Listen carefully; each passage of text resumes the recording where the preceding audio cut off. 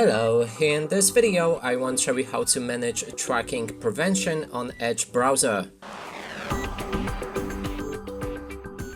To do this, first you will need to click on the three dots in the top right corner of Edge browser, navigate to the settings, then select privacy and search and services options, and inside we can find a tracking prevention that you can enable or disable.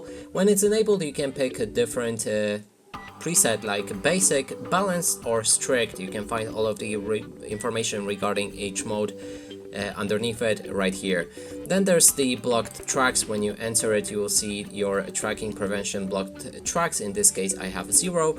There's also acceptations, and you can add a site to remove it from the tracking prevention. Then last one is always use strict tracking prevention when browsing in private, that means in your incognito mode. And that's it for this video. Hope you like it. Please consider subscribing to our channel, leave a like and a comment below.